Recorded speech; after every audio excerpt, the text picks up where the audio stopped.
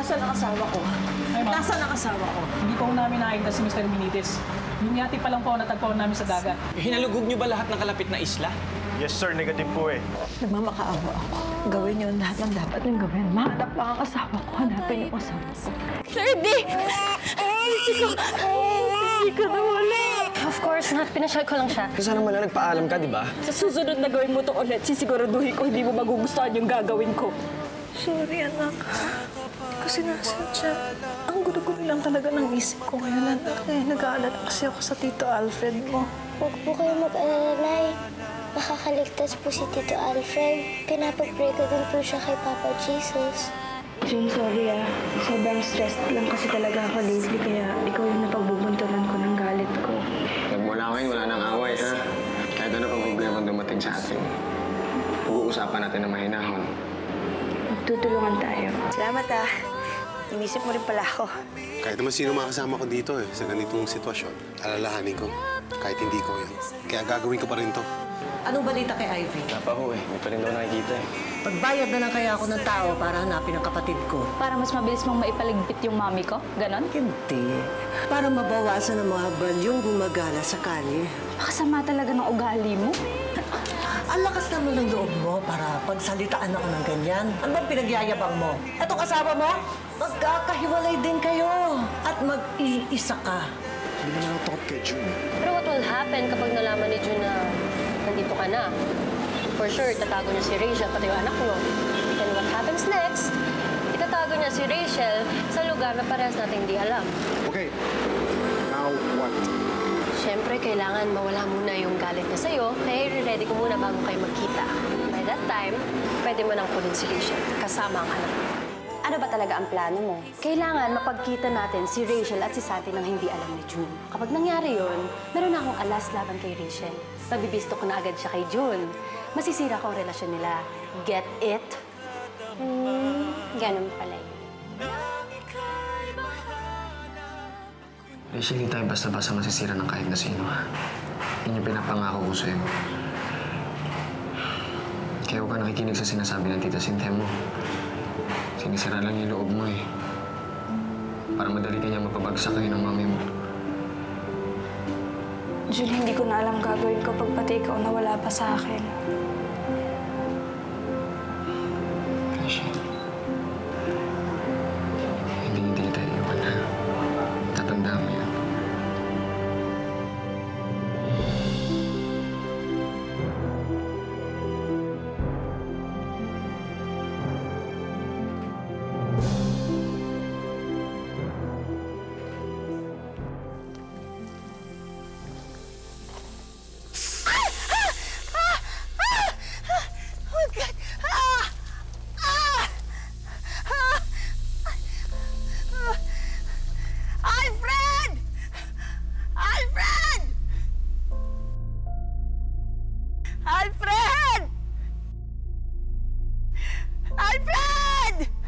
Abby! Abby! Oh! Abby! Ano nangyari sa'yo? Tuklaw ako ng ahas. Ano? Sandali. Sandali. Kailangan paduguin yung sugat para matanggalin yung kumandang. Tiis lang, ha? Tiis lang.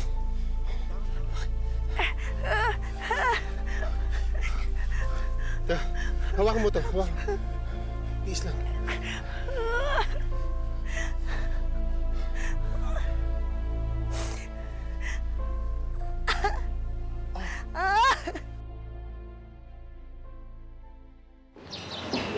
Oh, ba't ka naman ganyan makatingin? Daig mo pa yung ahas na natuklaw.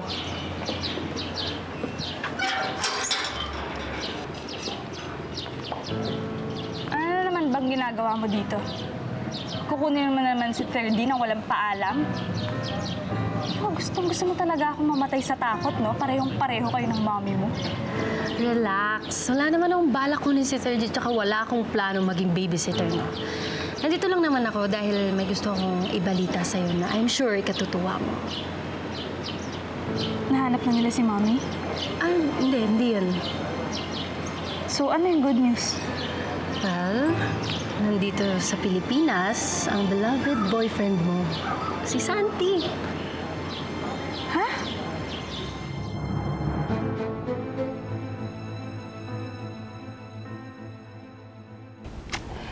Parang hindi ko na yata kaya maghintay dito sa bahay. Hindi ako mapapanatag pagka... hanggang sa hindi ko alam na buhay, na ligtas yung asawa ko. Mars, anong gusto mong gawin? Ha? Gusto mo mag-create ka ng sarili mong roving team at sumama ka dun sa karagatan para hanapin si Alfred? Ganun ba? Sasama ako. Sasama ako sa mga rescuers, Chik-Chik. Ibig mo sabihin, doon ka papunta talaga ngayon? Oo. Mars, what if... What if ano?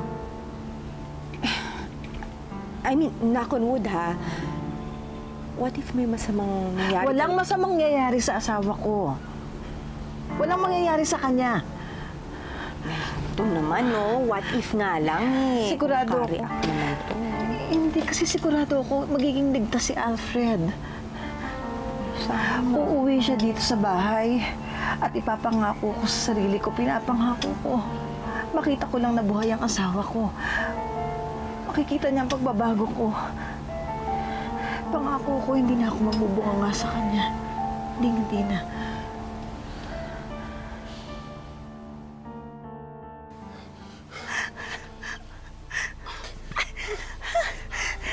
Dali na.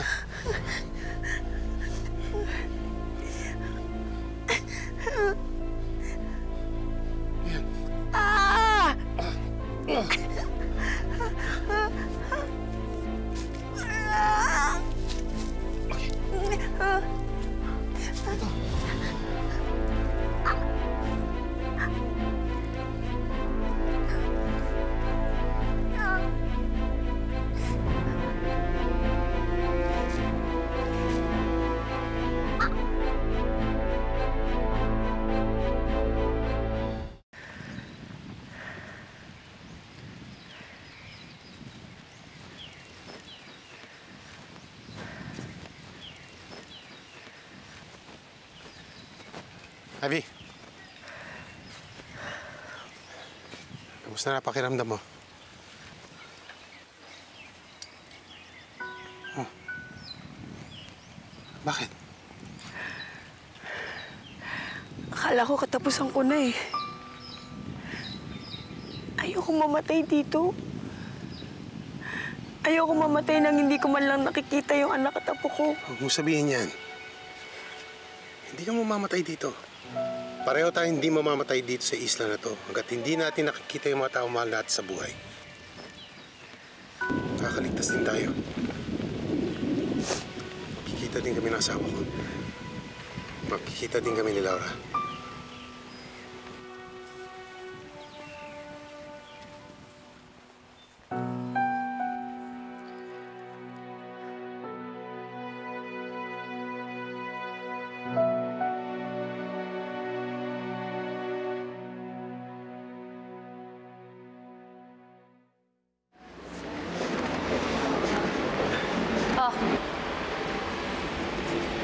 What's this? Number ni Rachel, ayaw mo ba? Siyempre, gusto.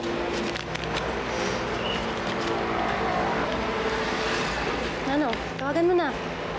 Parang gusto mo naman na ikaw na mag-invite sa kanya ng personal, di ba? You know what?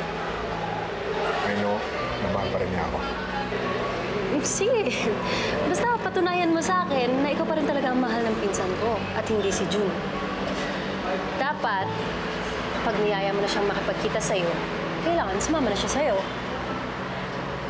At ang pinaka-importante, sabihin mo sa akin kung saan at kailan. Sure. Okay.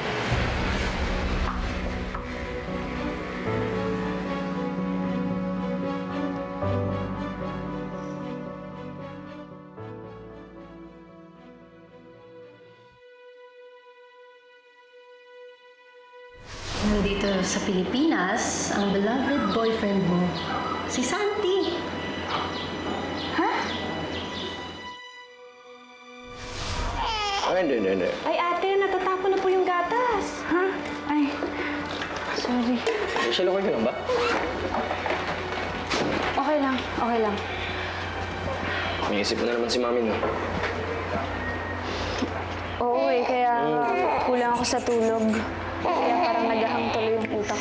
Magiging magugulatin ka na nga rin, eh. Ay, hindi na. Oh, hindi mo ba sasagutin niya? Hindi.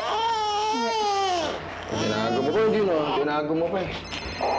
Baka mamaya mag-galit si Cheska. Isipin niya, galit ko sa kanya, tama na baby Ferdy. Hindi na. Si Cheska? Oo.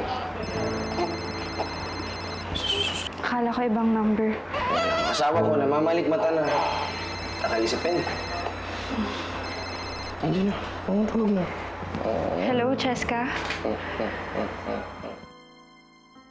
Ayaw na ba talaga ng pinsan mo sa Santing yun? Bakit ibigay mo pa yung number niya? I have to. Kaloka ka. Talagang gusto mong pagkitain yung dalawa.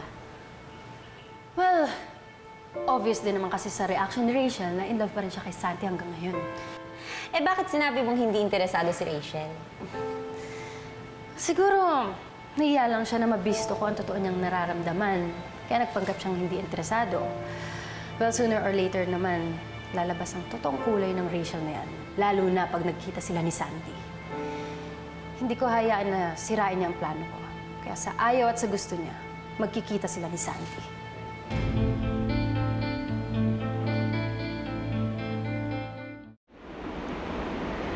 Rich, wala ka na bang feelings for Santi? Basta ang malinaw sa akin ngayon, si Junior na yung mahal ko. Hindi man lang ako natuwa nung nalaman ko na nakabalik na si Santi. Mas takot yung naramdaman ko. Kasi baka guluhin niya kami ni Junior. O kaya baka kunin niya si Ferdy. Sabi sa akin ng uncle kong lawyer, na hanggat walang 7 years old ang bata, walang karapatan kunin ito ng tatay sa nanay. Unless mapatunayan sa korte na may psychological problem ang nanay or dysfunctional lang pagpapalaki nito sa bata. Gulo-gulo na ako, Cheska. Nagpatong-patong na lahat ng problema ko. Kung kailan naman nawawala si Mami, tsaka naman lilitaw tong si Santi. Rich, malalampasan mo din yun. You'll get through this. Kailangan mo lang ngayon, makatatag ka. Sana kaya ko maging matatag. Sana kaya ko talagang malampasan lahat ng ito. Galing mo naman. Memorize mo na yan, ano? Nay! Uy! Laura! Ano, nurse, ha? Kamusta lakad mo? Ayun, ayaw kong isama ng mga hayop na rescuers na yan dahil makakapigil lang daw ako at makakaabala ako doon sa paghahanap nila kay Alfred. Eh, sinabi ko naman kasi sa'yo, Mars, huwag ka nang makigulo doon. Isa pa, malalaman mo rin naman kapag nakita na nila si Alfred, hindi ba? Oo nga po, Nay. Dito na lang po kayo sa bahay maghintay. Baka pati kayo mawala din sa gitna ng dagat. Ayoko po na mawala rin kayo sa amin ni Kuya, tulad ni Tatay.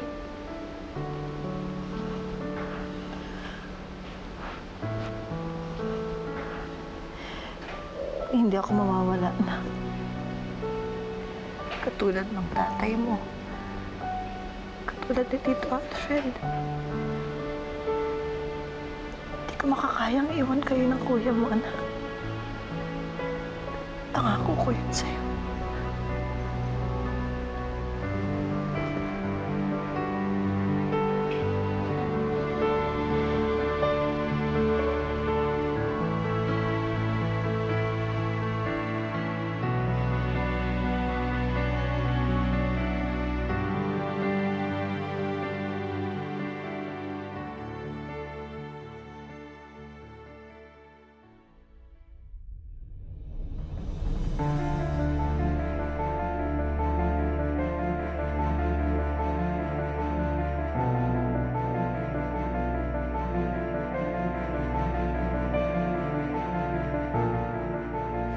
Ibigay mo sa akin yung bata! Ano nangyari sa'yo? Ibigay mo! Rachel, ano ba? Nasasaktan mo yung bata eh! Ano ba nangyari sa'yo? Sorry. Si 3D. Nasa baba lang po, ate. Kunin ko lang po yung gamit ni baby. Ingatan mo yung anak ko, ah. Huwag mong basta-basta yung ibibigay sa kung sinong kumukuha sa'yo. Kahit na si Archie pa yan, at mas lalong wag na wag mo siyang ibibigay sa mga hindi mo kilala. Opo, ate.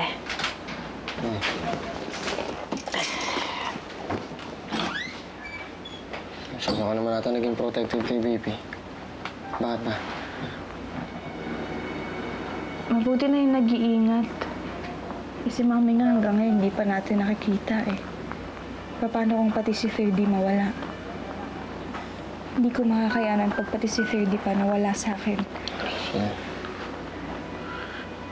Anong kalala? Hindi mawawala si BB30 sa atin. Yan yung pangako ko sa'yo.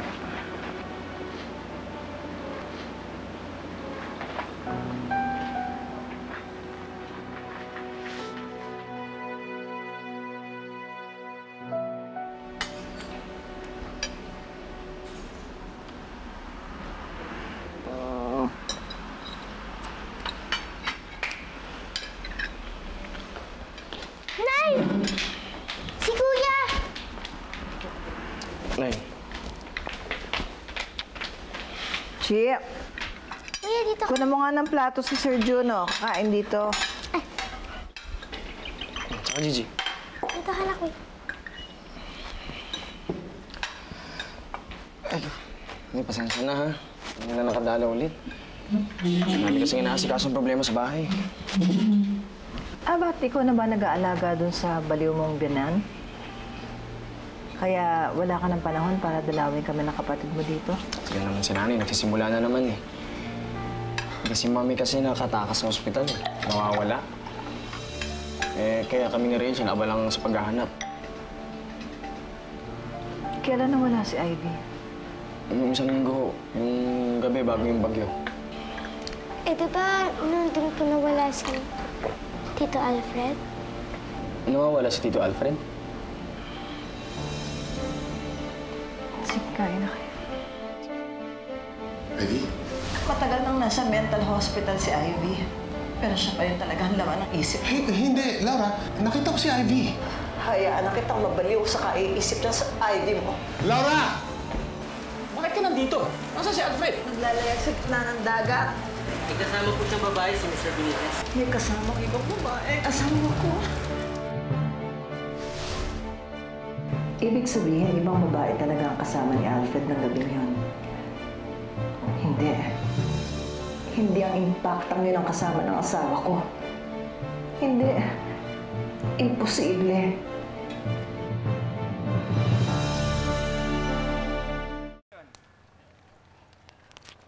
Alfred, bangon na dyan. Kain na tayo.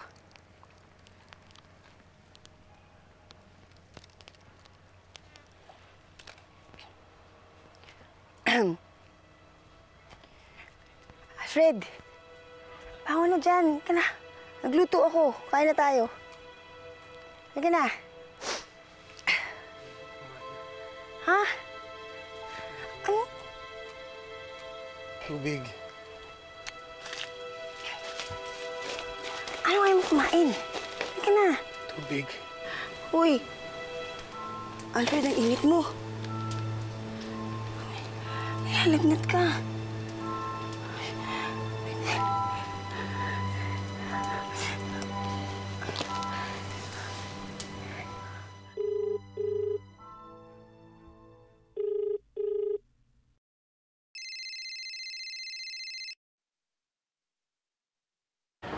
Rachel?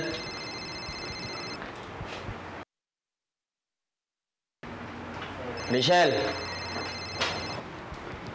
Ay, nako. Nakalimutan ni ate yung cellphone. Makakalimutan na talaga si ate. Saan na naman nagpunta ate mo?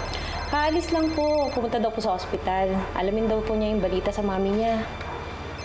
Sino ba nang tumatawag? Kanina pa tawag? Kanina pa nga po tawag ng tawag yun. Sagutin mo na kaya, kuya. Hello? Hello?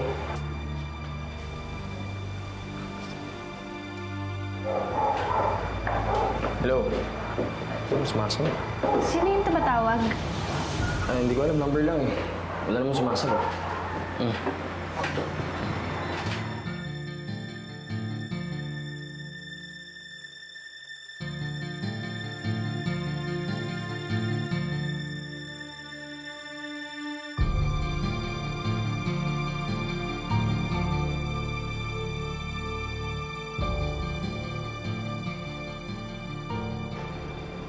This is Santi's number. Binigay mo yung number ko sa kanya? Of course not. Siguro kinalikot nung lalaking yun yung phone ko nung nagkita kami dun sa bar. Medyo tipsy na ako nun, so wala akong masyadong maalala. Sorry. Achi naman. Yun lang ba itatanong mo?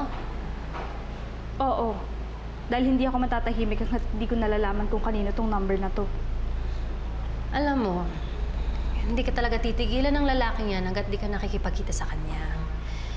Baka naman magtaka bigla si June pag nagpalit ka ng number.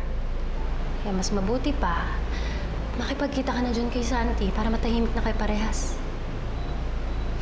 Achi. Hindi naman niya malalaman ni June, di ba? Hindi yan makakarating sa kanya, I swear.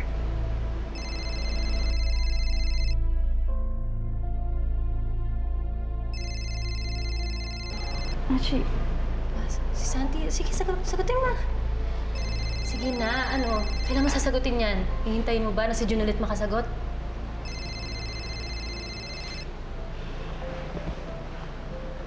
Hello? Finally, it's you, Rachel. How's my girlfriend? Hindi mo na ako girlfriend, Santi. May asawa na ako. Yeah. Pero may anak ka. And ako yung ama, di ba? Ano ba talagang kailangan mo? Magkita tayo mamaya. Tama-tama. Bagong ligo pa lang ako. Bangong mabango. Miss mo na ako. Bastos. Talagang magiging bastos ako pag hindi ka magpakita sa akin. Pupunta kita mamaya sa bahay ni June. Hindi mo magagawa yan. Hindi mo alam kung saan ako nakatira. Oh, okay. Well, here's what I can do. Pwede kong tanungin si Phoebe. Pwede ko rin tanungin si Jessica. Or if not, pwede na nang dumiretso kay June at sa kanya na ako magpapaalam. How does that sound? Wag. Wag. You're gonna see me now, baby? Okay, sige. Sa dati nating pinupuntahan sa Ortigas. Lunchtime. Good girl.